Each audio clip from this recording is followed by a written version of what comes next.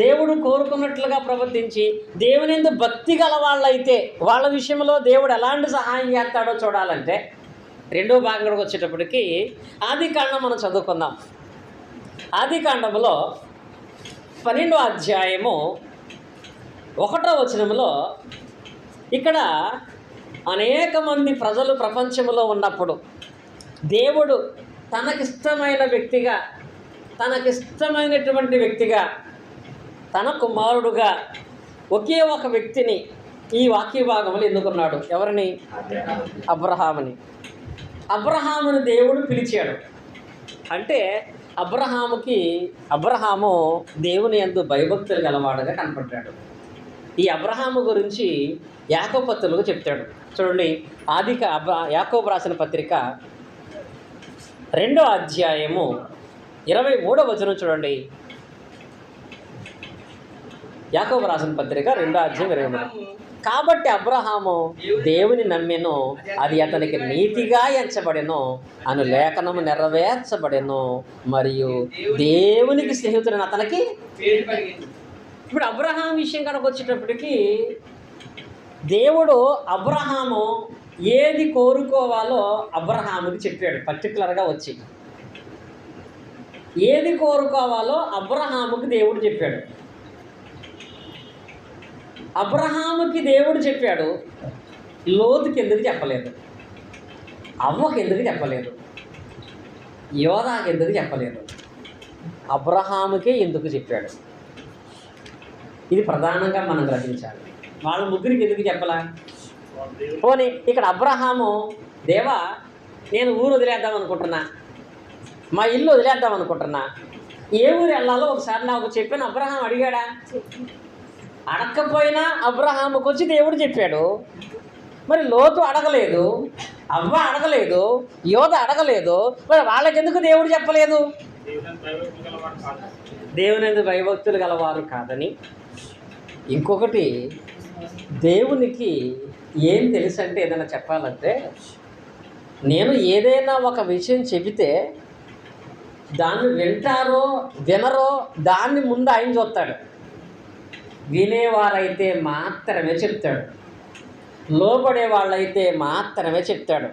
వాళ్ళు లోబడని వాళ్ళైతే వాళ్ళ విషయంలో దేవుడు మౌనంగానే ఉంటాడు. నాశనం అయిపోతే నాకెందుకని. ఈ రోజుల్లో కొంతమందికి కూడా కొన్ని విషయాలు వాళ్ళు పతనం అయిపోయిన తర్వాత తెలుస్తుంది, ఇదేంటి నేను ఎలా ఎందుకు చేసేసాను, ఎలాంటి నిర్ణయం తీసుకున్నానేంటి, ఇలాంటి అవమానం నాకు వచ్చింది ఏంటని. మరి వాళ్ళ విషయంలో దేవుడు ఎందుకు మౌనంగా ఉన్నాడంటే, అలాంటి వాళ్ళ స్వభావం ఎలా ఉంటుందంటే, ఇదిగో నువ్వు ఇంకా ఇలా ప్రవర్తిస్తున్నావు, ఇలా ప్రవర్తించకూడదు, ఇలా ప్రవర్తిస్తే మంచిది అని వాక్యం ఎత్తి చూపించామనుకో, వాళ్ళు ఏమన్నా తెలుసా, ఇది మాకు ఎప్పుడో తెలుసులే అంటారు. ఇది మాకెప్పుడో తెలుసులే అంటే అలాంటి చెప్తామా? ఏదైనా చెప్పగానే అవునా ఇది నేను అనుకుంటున్నాను, ఇంకా బెటర్గా ఎలా చేస్తే బాగుంటుందని అడిగేవాడు చెప్తావు. ఏదైనా చెప్పడానికి వెళ్ళాం, ఇది నాకు తెలుసులే అనేవాడు చెప్తామా? ఇది నాకు తెలుసులే అనేవాడికి చెప్పం. అది తెలిసేవాడు మారనుకుంటే చెప్తావా?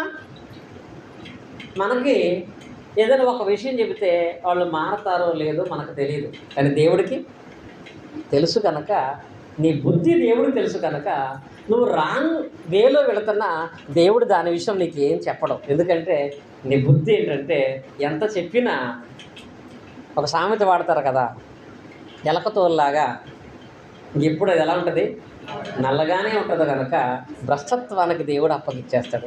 కొన్ని విషయాలలో మీరు తీసుకున్న నిర్ణయాలు మీకే వ్యతిరేకంగా తయారవుతున్నాయంటే అక్కడ మీ ఆలోచనకు దేవుడు సహాయం చేయలేదు. ఎందుకు దేవుడు సహాయం చేయలేదంటే, అది చెప్పినా నువ్వు వినవని ఆయన అనుకుంటున్నాడు.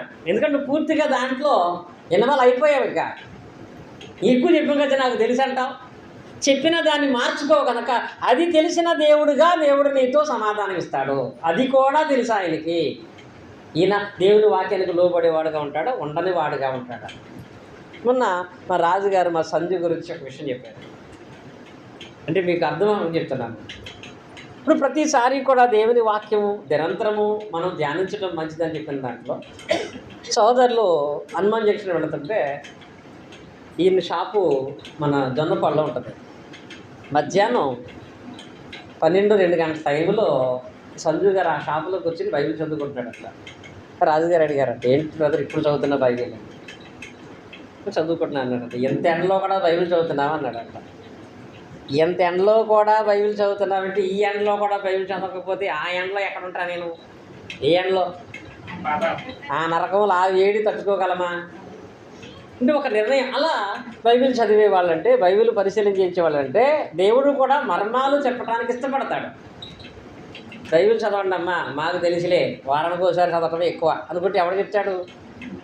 ప్రార్థనకు రమ్మా అంటే మాకు తెలిసిలే, మా పనులు మాకుండవంటే ఎవరు రమ్మంటారు?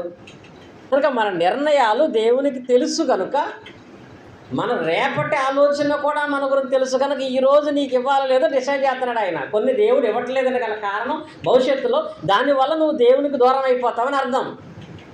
నువ్వు ఒక మంచి ఉద్యోగాన్ని కోరుకుంటున్నావు, అది దేవుడు నీకు ఎందుకు ఇవ్వలేదంటే దానివల్ల నీకు ఏదో పాపం ఉందన్నమాట అని అనుకోవాలండి.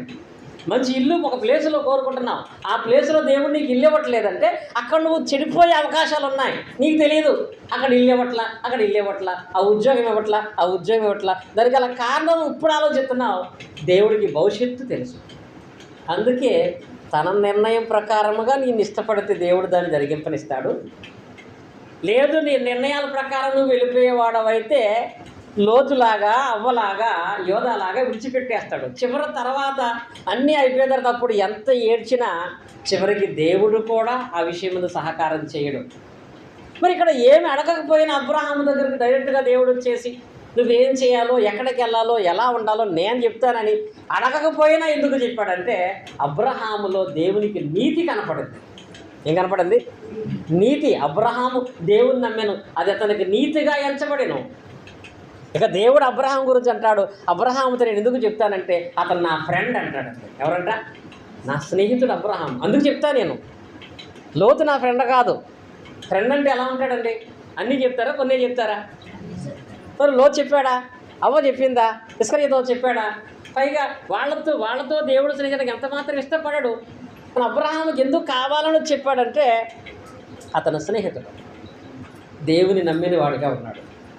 ఇంకొకటి, ఇక్కడ అబ్రహాముకు దేవుడు చెప్పినటువంటి తన యొక్క చిత్తము అనగా అబ్రహాము ఏం కోరుకోవాలో దేవుడు చెప్పినప్పుడు అబ్రహాం విషయంలో దేవుడు అన్నాడు, నీవు నీ ఇంటిని విడిచిపెట్టాలి, నీ బంధువులు విడిచిపెట్టాలి, నీ దేశాన్ని వదిలిపెట్టాలని చెప్పాడు. ఇక్కడ ఎప్పుడైతే అబ్రహాము అన్నీ వదిలిపెట్టాలి, నీ విషయంలో నేను కోరుకునేది ఏంటంటే నీ ఇల్లు వదిలిపెట్టడమే నేను కోరుకునేది, నీ బంధువులు వదిలిపెట్టడమే నేను కోరుకునేది, నీ కుటుంబాన్ని వదిలిపెట్టడమే నేను కోరుకునేది అని అబ్రహాం గారితో మాట్లాడాడు. ఇలా మాట్లాడినప్పుడు దానికి సరెండర్ అయ్యాడా? దాని మీద తిరుగుబాటు చేశాడా? ఒకటేనండి, ఎప్పుడూ నా కుటుంబంతోనే ఉండాలని నేను అనుకున్నాను, నా దేశంలోనే ఉండాలని నేను అనుకున్నాను, నా ఇంట్లోనే ఉండాలని నేను అనుకున్నాను. కానీ నన్ను ప్రేమించిన దేవుడుగా నా విషయంలో ఆయన చిత్తం చెప్పాడు. ఆయన చెప్పిన ఆ చిత్తం నేను తీసుకున్న నిర్ణయానికి వ్యతిరేకంగా ఉంది.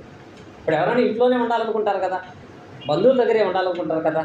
కానీ అబ్రహాం అనుకున్నాడు, ఇప్పుడు నేను కోరుకున్నట్టుగా ఉండాలా, దేవుడు కోరుకున్నట్లుగా ఉండాలా అని ఆలోచించాడు.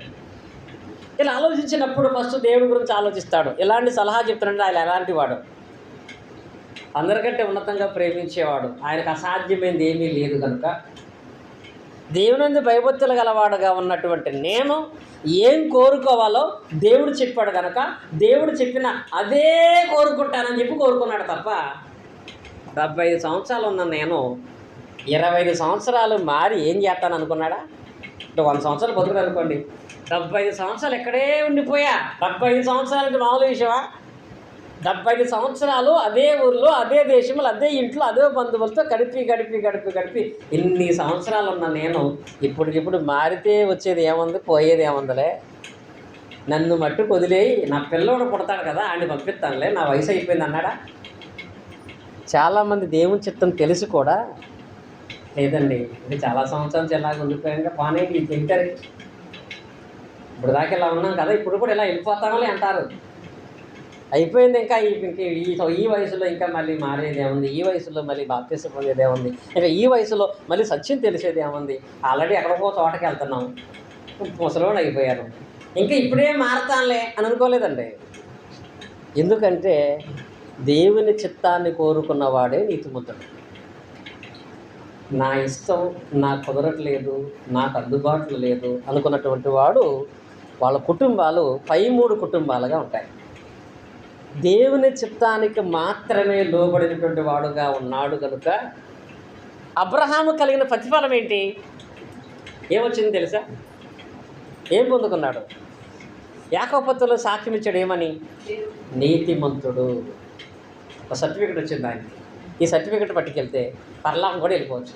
వెళ్ళిపోవచ్చు, పరలోకం కూడా వెళ్ళిపోవచ్చు. ఇప్పుడు గవర్నమెంట్ ఒకటి పెట్టింది, ఆధార్ కార్డు పెట్టుకుంటే అన్ని బస్సులు ఎక్కేయచ్చా? వీడియోలు చెప్తుంటే అసలు ఆడవాళ్ళు ఫ్రీ బస్సు, మగవాళ్ళు ఎక్కకూడదు అనిపిస్తుంది అలా ఉన్న పరిస్థితి, అన్నా కదా. కానీ అది కాదండి, ఇది ఉంది. ఇది పట్టుకుంటే భూలోకములు ఎక్కడికైనా మాత్రమే కాదు, పరలోకం కూడా వెళ్ళిపోవచ్చు. అది అబ్రహాముకు దేవుడు ఇచ్చాడు. అబ్రహాము దాని కొరకు వెయిట్ చేస్తానని అంటాడు. నీతిమంతుడు అనే ఒక సర్టిఫికెట్.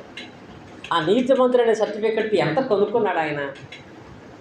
డబ్బులు ఇస్తే కొనలేదండి, డబ్బు మీద ఆశ తీసేసుకుంటే వచ్చింది ఆయన. నీతిమంతుడు అనే సర్టిఫికెట్ ఇచ్చాడు. రెండవది, అలాంటి నీతిమంతుడి భార్య ఎలా ఉంటుంది? ఎలాంటి భార్య తెలుసా? నిజంగా అలాంటి భార్య ఉండాలని కోరుకోవాలి ప్రతి భర్త. నిన్న మా రవి గారు ప్రశ్న అడిగాడు, నేను లేను, రాత్రి మా జ్యోతి అంటుంది. ఆడు గట్టిగా అంటాడేమో నాకు సిగ్గేసిందని.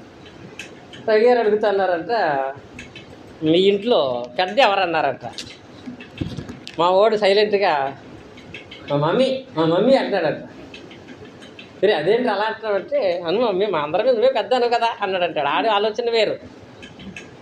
అంటే నిజంగా చాలా కుటుంబాలలో ఒక మంచి భార్య అనేటువంటిది నేటి దినాల్లో లేదు. పిల్లలు ఎలాంటి వాళ్ళైనా, తల్లిదండ్రులు ఎలాంటి వాళ్ళైనా, సమాజం ఎలాంటిదైనా, భార్య మంచిదైతే ఆ భర్తకి దొరికే సంతోషం, నెమ్మది ఇంకెక్కడ ఉండదు. అందరూ మంచివాళ్ళే, భార్య ఒకటే మంచిది కాకపోతే అంతకంటే నరకం ఇంకొకటి ఉండదు. ఉంటుందా? అబ్రహాం విషయంలో దొరికిన గొప్ప ఆప్షన్ ఏంటో తెలుసా? తన భార్య. ఎవరండి? భార్య.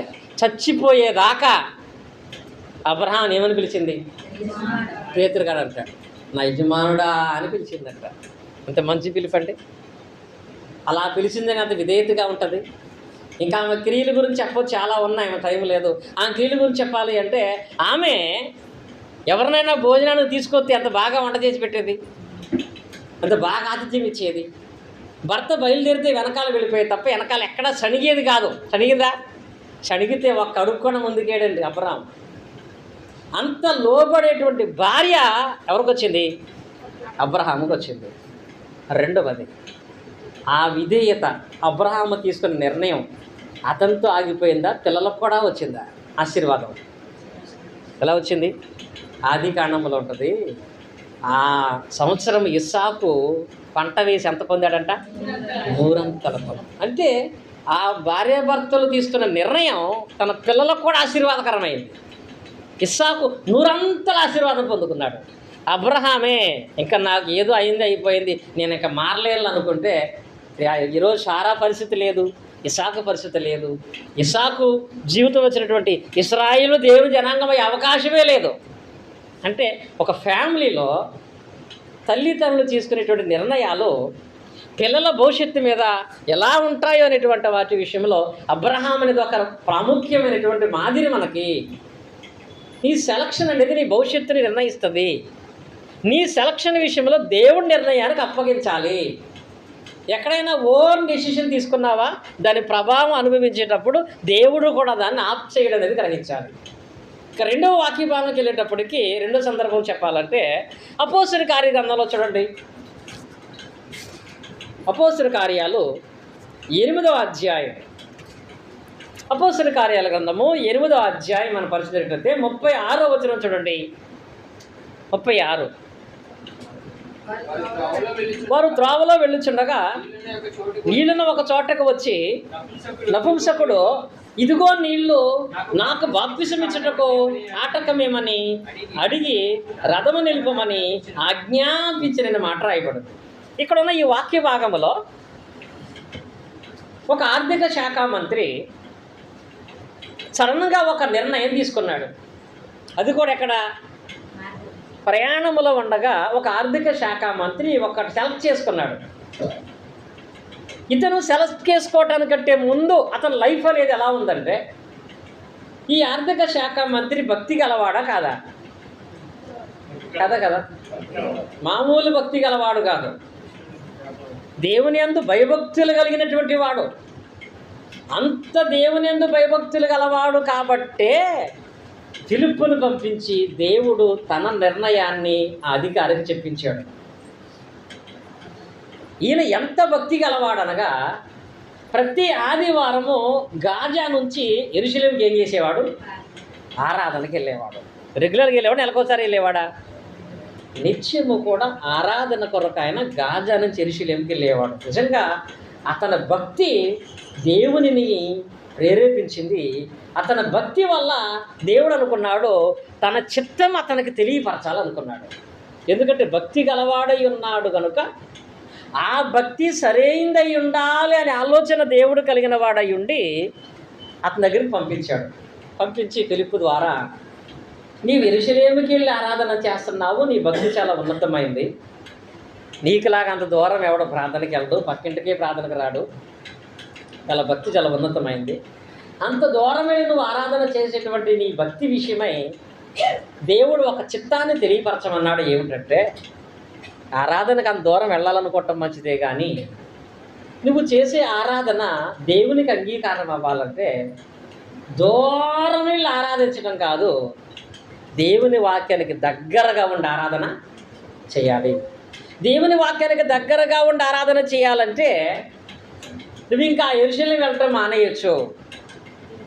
యేసుక్రీస్తు నామమున బాప్తిసం పొంది ఎక్కడైతే సాని సంఘం కిరి సంఘం కూడుకుంటుందో అక్కడ నువ్వు పాల్గొనవచ్చు అని చెప్పాడు. ఇప్పుడు ఈ అధికారి ఒక నిర్ణయం తీసుకోవాలి. బాప్తిసం పొందితే ఎక్కడికి మానేయాలి? యెరూషలేము మానేయాలి. అలానే యెరూషలేము ఎన్ని సంవత్సరాలకు వెళ్తున్నాడు, ఎంత దూరం వెళుతున్నాడు? చాలామంది అనుకుంటూ ఉంటారు, సత్యము తెలియక మునుపు ఒక మత శాఖలో సహవాసాన్ని కలిగి ఉండి ఆ మత శాఖలో దేవుడు ఇచ్చిన సామర్థ్యాన్ని బట్టి ఆ మత శాఖ వాడు కట్టిన మందిరాన్ని ఈయనే కట్టించాడు. ఒక ఆవిడ అంటుంది, నేను మానేసేవాడిని కానీ అసలు నేను లేకపోతే ఆ మందిరమే కట్టేవాడు కాదు, ఆ మందిరం కట్టడానికి కారణం నేనే అంటుంది ఒక ఆవిడ.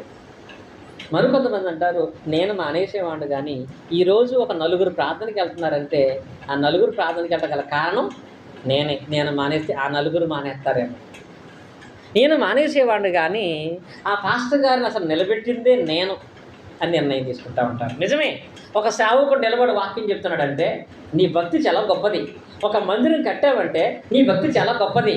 నలుగురు ప్రార్థనకి వెళ్తారంటే నీ భక్తి చాలా గొప్పది. కానీ ఆ భక్తి చూసే దేవుడు అధికారికి సత్యం చెప్పడానికి వచ్చాడు. ఏం చెప్పడానికి వచ్చాడు? సత్యం చెప్పడానికి వచ్చాడు. వచ్చి ఫిలిప్పు ద్వారా దేవుడు అన్నాడు, నీవు వాక్యానుసారముగా పాప క్షమాపణ కొరకు నువ్వు బాప్తిసం పొందాలి. బాప్తిసం పొంది దేవుని ఆత్మతో సత్యముతో ఆరాధించాలని చెప్పగానే వెంటనే ఇది దేవుని చిత్తమా, దేవుడు ఫిలిప్పు ద్వారా నాకు చెప్పాడా అని వెంటనే ఆ మార్గం సెలెక్ట్ చేసుకుని, ఇదిగో నీళ్లు బాప్తిసం ఇస్తానని చెప్పింది ఎవరు? ఇదిగో నీళ్లు బాప్తిసం అనే విషయంలో మాట్లాడింది నపుంసకుడా ఫిలిప్పా? నపుంసకుడే. ఆయన నిర్ణయం తీసుకున్నాడు, సెలెక్ట్ చేసుకున్నాడు. ఇదిగో నీళ్లు, నాకు బాప్తిసం ఆటకం ఏంటి అని దేవుడు నిర్ణయించిన మార్గం అయితే ఇప్పుడే వచ్చేత్త అని అన్నాడు అన్న. అలా వెంటనే దానికి సరెండర్ అయ్యాడు కాబట్టే అతను నీతిమంతుడిగా తీర్చబడ్డాడు, రక్షణను పొందుకున్నాడు, మంచి భవిష్యత్తు అతనికి వచ్చింది. ఇంకా లేఖనాల్లో ఇంకా మనకు అది రాయబడలేదు కానీ ఇంకా అతని కుటుంబం కూడా దైవికమైన కుటుంబంలో వర్ధిల్లి ఉంటుంది కదా ఖచ్చితంగా. మరి నేటి దినాల యందు మనం తీసుకునే నిర్ణయాలు దేవుని చిత్తానికి లోబడేటువంటి వాళ్ళుగా ఉండాలి. అలాంటి వాటిలో ఇంటి అర్థం అవట కొరకు కొన్ని విషయాలను తెలియపరుస్తున్నాను.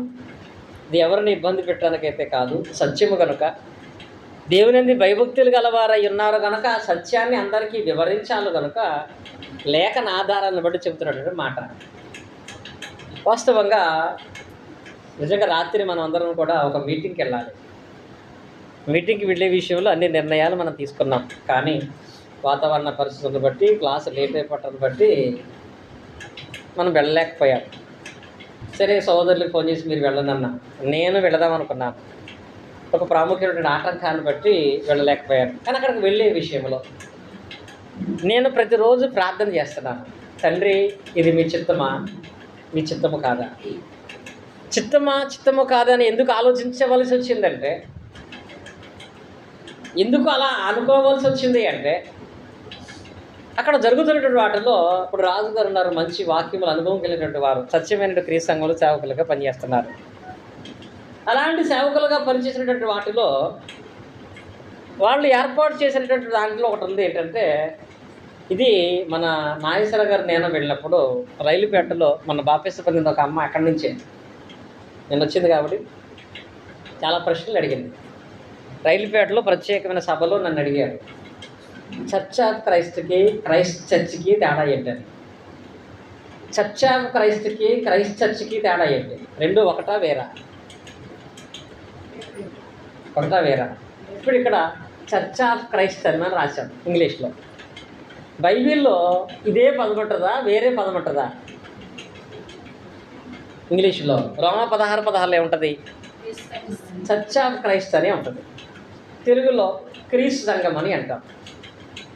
ఇప్పుడు ఒక సోదరులు ఉన్నారంటే, నేను అర్థమవడ కొరకు మాత్రం చెప్తున్నాను. రత్నం గారికి బాగా చిన్నప్పటి నుంచి తెలిసి వాళ్ళు, ఆయన ప్రారంభంలో క్రీస్తు సంఘమే అనగా చర్చ్ ఆఫ్ క్రైస్టే.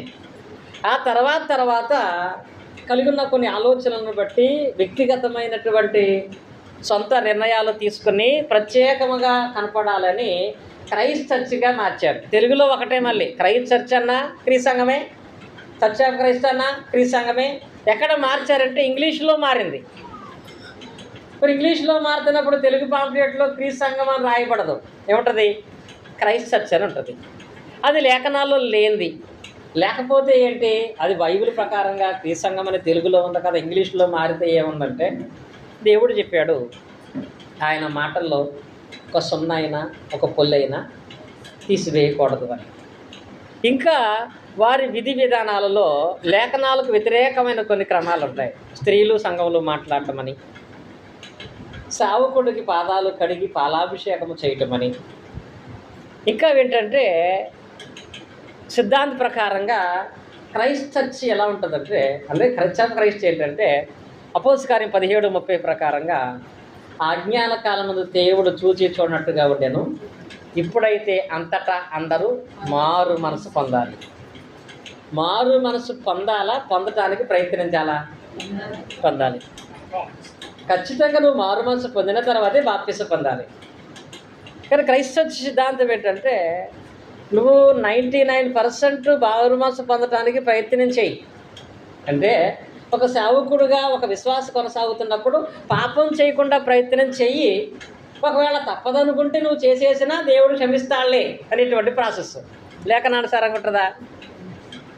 అదే ఆయన బోధల్లోనే మనకుంటుంది. అంటే నేను మన గ్రూపులను షేర్ చేసిన తర్వాత, అంటే ఇప్పుడు ఇలాంటి దాంట్లో ఉంటున్నప్పుడు ఇక్కడ ఈ నపుంసకుడు కూడా అలాగే అనేక సంవత్సరాలకు ఒక ప్రత్యేకమైన మందిరానికి ప్రయాసపడి వెళ్ళాడు. దాన్ని పూర్తిగా నమ్మాడు. ఇప్పుడు ఎక్కడో ఒక చిన్న సేవకుడు వచ్చి, ఫిలిప్పు గారు వచ్చి, ఇది చెప్పాలంటే అపోస్తుడు కూడా కాదు, వచ్చి దేవుని చిత్తాన్ని అతనికి చెప్పాడు. ఇప్పుడు దేవుని చిత్తాన్ని అధికారికి చెప్తున్నాడంటే కోపంతోనా ప్రేమతోనా? ఏం చెప్తున్నాడు? దేవుని చిత్తాన్ని తీసుకుని వచ్చి ఒక అధికారికి ఫిలిప్పు గారు చెబుతున్నాడంటే, వారు భక్తి గలవారని దేవుడు కనిపించింది కనుక భక్తి గలవారి విషయంలో దేవుడు తన చిత్తాన్ని చెప్తున్నాడు. చదువుకున్నాం కదా, ఎవరైతే దేవుని యందు భక్తి గలవారుగా ఉంటారో వారి విషయంలో దేవుడు ఏమి నిర్ణయించుకోవాలో వాళ్ళకి బోధిస్తాడు. అంటే ఇప్పుడు మనకు దేవుడు ఒక హెచ్చరిక చేస్తున్నాడంటే, బోధిస్తున్నాడంటే మనం భక్తిగా అలవని అనుకుంటున్నాడు కనుక ఆ నిర్ణయం విషయంలో దేవుడు ఒక ఆలోచన వాళ్ళ కలగజేశాడు. ఈ ఆలోచన ఎప్పుడైతే వచ్చిందో, అబ్రహాములాగా 75 years మరి ఇప్పటివరకు చేసిందంతా వేస్తేనా? అక్కడ నాకు ఎంతోమంది ఫ్రెండ్స్ ఉన్నారు, నా వల్ల చాలా జరుగుతున్నాయి ఆ నిర్ణయం తీసుకుని ఆగిపోలేదు. ఈ నపుంసకుడు కూడా ఇన్ని సంవత్సరాలుగా ఎంత దూరం ప్రయాణం చేసి నేను ఎన్నో సంవత్సరాలుగా అనుభవంతో అక్కడికి వెళ్తున్నాను, ఇప్పుడు సడన్గా దేవుడు వేరే తన చిత్తాన్ని బయలుపరుస్తున్నాడని తెలియపరిస్తే ఇప్పుడు నేనేం చేయాలని చెప్పి ఈయన ఆగిపోలేదు. తద్వారా అతను రక్షణ పొందుతున్నాడు. ఇంకా ఫైనల్గా ఇంకొక వ్యక్తిని మనం చూసినట్లయితే అపోస్తలుల కార్యగ్రంథంలో ఇక్కడ బోధకుడే నిర్ణయాన్ని మార్చుకోవాల్సి వచ్చింది. అపోస్తలుల కార్యగ్రంథంలో 9వ అధ్యాయం మనం చూడండి, మొదటి వచనం. సౌలు ఇంకను ప్రభు యొక్క శిష్యులను బెదిరించుచు హత్య చేయుటను తనకు ప్రాణాధారమైనట్టు ప్రధాన యాజకుల యొద్దకు వెళ్ళి అని రాయబడింది. ఇక్కడ పౌలు గారు ఒక నిర్ణయం తీసుకున్నాడు, అతనికి తెలిసిన జ్ఞానాన్ని పెట్టి. మామూలు నిర్ణయం కాదండి ఇది. పౌలు గారికి ఈ వాక్యం అర్థమైనంత వరకు కూడా, అంటే పౌలు గారికి వాక్యం తెలిసినంత వరకు కూడా తాను తెలిసిన దానిని బట్టి ఒక నిర్ణయం తీసుకున్నాడు. నిజంగా మంచి డెసిషన్ అండి ఇది. ఎలాంటి నిర్ణయం తీసుకున్నాడంటే, ధర్మశాస్త్రం మాత్రమే కరెక్టు, మోషే ద్వారా దేవుడిచ్చిన ధర్మశాస్త్రం మాత్రమే కరెక్టు. ఇప్పుడు కొత్తగా క్రీస్తు సంఘమని 12 మంది అపోస్తలులు నిలబడి ధర్మశాస్త్రం కొట్టివేయబడింది, క్రొత్త నిబంధనలో మనం అందరం ఉన్నాము, యెరూషలేములో ఆరాధన చేయటం కాదు, ఆత్మసత్యముతో ఆరాధన చేయాలి, సున్నతి పొందడం కాదు, బాప్తిసం పొందాలి, శనివారం ప్రార్థన కాదు, ఆదివారం ప్రార్థన అని చెప్తున్నారు వీళ్ళు. ఆల్రెడీ పౌలు గారు దీంట్లో ట్రైనింగ్ అయిపోయాడు. దేంట్లో? ధర్మశాస్త్రం విషయంలో. దాంట్లో మంచి పాండిత్యం తెచ్చుకున్నాడు. మంచి కాలేజీకి వెళ్ళాడు కూడా. గమానియేలు కాలేజీలో చదివాడు ఈయన బైబిల్ ట్రైనింగ్. ఎవరు? పౌలు గారు. అంత మంచి కాలేజీకి వెళ్ళి మంచి తర్ఫీదు పొంది అక్కడ నేర్చుకున్న దాన్ని బట్టి మనసులో ఏం నిర్ణయించుకున్నాడంటే, దేవుని వాక్యాన్ని కాపాడటం కోసం, ధర్మశాస్త్రం కాపాడటం కోసం నేను చచ్చిపోయినా పర్లేదు, చంపినా పర్లేదని నిర్ణయం తీసుకున్నాడు. అలా నిర్ణయం తీసుకుని తాను నమ్మిన ధర్మశాస్త్రము కాపాడటానికే అనేక మందిని చంపేశాడు. చివరికి స్టెఫను చావు కారణం ఎవరో తెలుసా? స్టెఫను చావు కారణం ఎవరు? పౌలే. వాళ్ళందరూ పట్టుకొచ్చి పౌలు దగ్గర అక్కడ కనపడతాడు. 7వ అధ్యాయంలో కనపడతాడు పౌలు గారు మనకి. స్టెఫన్ను కూడా చంపించేశాడు. అలాంటి నరహత్య చేసేటువంటి పౌలు విషయంలో దేవుడు తన చిత్తాన్ని చెప్పడానికి వెళ్ళాడు. ఇదేంటి అలాంటి వాడి దగ్గరికి ఎందుకు వెళ్ళాడంటే, పౌలు తాను ఒక విషయం తెలుసుకుంటే దానికోసం ప్రాణం పెట్టేస్తాడు. అది ఆయనలో కనపడింది. ఏం తెలుసుకుంటే? ఏదైనా ఒక సత్యం తెలుసుకుంటే దానికోసం ప్రాణమైనా పెట్టేస్తాడు. అది దేవునికి నచ్చింది. తనకు తెలిసిన దాంట్లో పౌలు గారు భక్తి గలవాడే, తను తెలిసిన దాంట్లో పౌలు గారు విశ్వాసం గలవాడే. కనుక తన తెలియని సత్యము కూడా తెలియపరచబడాలని చెప్పి ఈ 9వ అధ్యాయంలో దమస్కు మార్గములో మీరు చదివితే మొత్తం చరిత్ర ఉంటుంది. ఆ దమస్కు మార్గములో అతను వెళుతున్నప్పుడు వెలుగు కలిగింది, అతను కళ్ళు పోయినాయి. సుమారుగా ఆయన 3 దినాలు కళ్ళు లేకుండా ఉండిపోయాడు.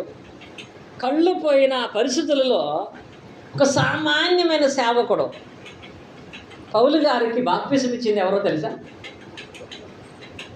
పౌలు గారికి బాప్తిసం ఇచ్చింది ఎవరు? భాష చెప్తుంది స్లోగా. అననయ్య. అననయ్య ప్రవక్త, అపోస్తలుడా? 12 మంది అపోస్తలుల పేర్లు అన్నయ్య ఉన్నాడా? లేడు. ప్రత్యేకమైన వాడు కూడా కాదు. సంఘముగా ఉండేటువంటి వారు. స్టెఫను చనిపోయిన తర్వాత సంఘం చెదిరిపోయింది. చెదిరిపోయిన సంఘం వాక్యం చెబుతుంటే ఒక సంఘ సభ్యుడు వెళ్ళి పౌలు గారు వాక్యం చెప్పాడు. ఈయనేమో సీనియర్. ఎందులో? బైబిల్ ట్రైనింగ్ అయ్యాడు. ఆల్రెడీ అక్కడ ఒక సంస్థలో ట్రైనింగ్ అయ్యాడు. ఆ సంస్థ తనకు అనుకూలంగా చెప్పింది. కానీ బైబిల్ మారదు కదా. అంత సీనియర్ దగ్గర అన్ని సంవత్సరాలు ట్రైనింగ్ అయినటువంటి పౌలు గారి దగ్గరికి వచ్చి అన్నయ్య చెప్పాడు. అది కూడా పౌలు గారు అన్నయ్య చెప్తే వినడని దేవుడు ఏం చేశాడంటే అతనికి ముందు ఒక బలహీనత పెట్టాడు. ఆ కళ్ళు లేక ఏడుస్తుంటే అప్పుడు కూర్చోబెట్టి అన్నయ్య వాక్యం చెప్పాడు. ఎప్పుడైతే అన్నయ్య గారు వాక్యం చెప్పాడో బాప్తిసం తప్పు, సున్నతే కరెక్టు అని నిర్ణయం తీసుకున్న పౌలు గారు అదే అధ్యాయంలో మీరు చూడండి, వాక్య భాగం చూసినట్లయితే 18వ వచనం చదవండి. 18వ వచనం, అపోస్తలుల కార్యాలు 9:18. అప్పుడే అతని కన్నుల నుండి పొరల వంటివి రాలగా దృష్టి కలిగి లేచి బాప్తీసం పొందాను. తర్వాత ఆహారం పుచ్చుకున్నాను. ఎవరు పొందారు ఇక్కడ బాప్తీసం? పౌలు గారు. అంటే ఇప్పుడు తాను ఏదో కోరుకున్నాడు, అదే కరెక్ట్ అనుకుంటున్నాడు, వెళ్ళిపోతున్నాడు. దేవుడు తన చిత్తాన్ని లేఖన ప్రకారంగా హెచ్చరిక చేసిన తర్వాత తాను కోరుకున్నది కాదు, దేవుడు కోరుకునేదే నాకు కావాలి అని భావించి ఒక సామాన్యమైన వ్యక్తి దగ్గర ఎంత ఎక్స్పీరియన్స్ ఉన్నటువంటి వ్యక్తి బాప్తీసం పొందాడు. అలా దేవుని వాక్యానికి సరెండర్ అయ్యాడు కాబట్టి ఈరోజు ప్రపంచంలో అత్యధికంగా దేవుని సేవ చేసి మన రాజుగారు నేను మాట్లాడుకున్నాం. బైబిల్ మొత్తంలో 2 మాటలు చెప్పగలిగే అర్హత, చెప్పగలిగే ధైర్యం పౌలు గారికి మాత్రమే ఉన్నాయి. ఇంకెవరికి ఇప్పటిదాకా లేవండి. ఏంటో తెలుసా? నేను క్రీస్తుని పోలి నడుచుకున్న ప్రకారం మీరు నన్ను పోలి నడుచుకోండి. ఇది మనం చెప్పగలమా? ఏ సేవకుడైనా చెప్పగలడా?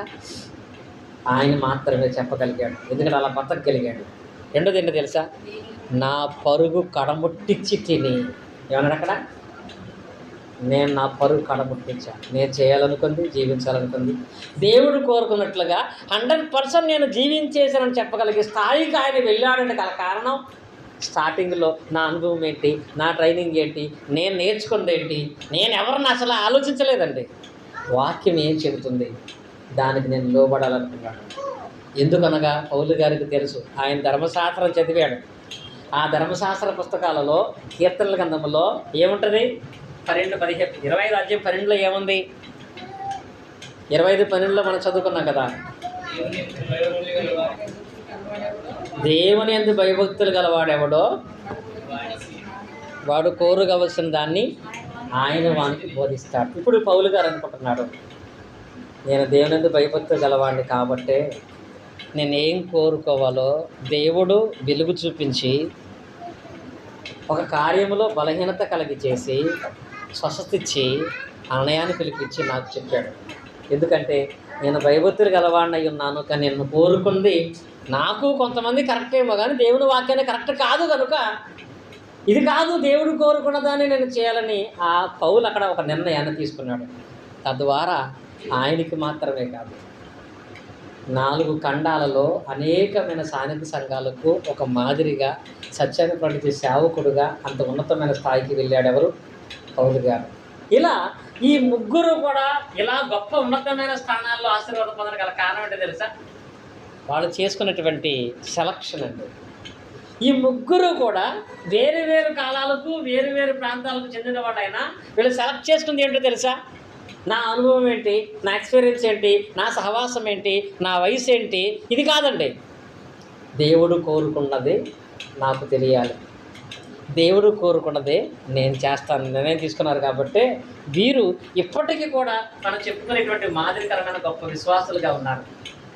మరి అక్కడ పైన వాళ్ళ సెలక్షన్లు అన్నీ కూడా రాంగ్ సెలక్షన్లే. లో తీసుకున్న రాంగ్ సెలక్షన్ ఏంటి? ఇంగ్లీష్లో చెప్పండి. రాంగ్ ప్లేస్ సెలెక్ట్ చేసుకున్నాడు. అవ్వ రాంగ్ ఫుడ్ సెలెక్ట్ చేసుకుంది. యోధా రాంగ్ వర్క్ సెలెక్ట్ చేసుకున్నాడు. మరి మన సెలక్షన్ ఎలా ఉంది? మన సెలక్షన్ బట్టే మన జీవితం, మన భక్తి ఆధారపడి ఉంటుంది. కనుక లేఖనాలను అర్థం చేసుకుని దేవుని చిత్తానికి లోపడదాం. అప్పుడే మనం, మన కుటుంబం, మన పిల్లల భవిష్యత్తు కూడా బాగుంటుంది. ఇక్కడ కనుక మీరు రాంగ్ స్టెప్ వేస్తే మీతో పోదండి, పిల్లలు కూడా పాపం రాదు కానీ ఆ శాపంలో పడిపోయే ప్రమాదం ఉంటుంది అనే విషయాన్ని తెలియపరుస్తూ ఈ మాటలు ముగిస్తున్నాను. దేవుడి మాటలు మన హృదయాల్లో ఫలింపచేయను కాక. ఆమేన్. ఆసక్తిగా మీ అందరికీ కూడా క్రీస్తు నామమున